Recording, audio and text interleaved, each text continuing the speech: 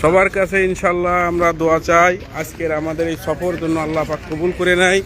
আমাদের এই সফরে যারা সাথী আছে প্রত্যেকে যেন কবুল করে নেয়, প্রত্যেকের যেন আল্লাহ পাক সুস্থ রাখে। সুস্থ শরীরে আগামী 13 তারিখে আমরা যে হজের মাঠে যাব, আপনারা সবাই দোয়া করবেন আমাদের এই হজের কার্যক্রম যেন আমরা সঠিকভাবে পুঙ্খানুপুঙ্খরূপে যাতে আদায় করতে পারি।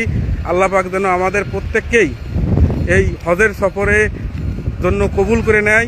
আমরা হজের যে কাজে সফরে আসছি, আমাদের এই হজের প্রত্যেকটা কাজ যেন আল্লাহ পাক সহি সালামতে যেন করার মতো তৌফিক দিয়ে দেয়। সবাইকে আমরা ধন্যবাদ জানাই। আসসালামু আলাইকুম ওয়া রাহমাতুল্লাহি ওয়া বারাকাতুহু। নেন নেন নেন নেন হাদিয়া হাদিয়া হাদিয়া হাদিয়া নেন, হাদিয়া নেন, সবাই হাদিয়া খান, হাদিয়া খাওয়ায়েন।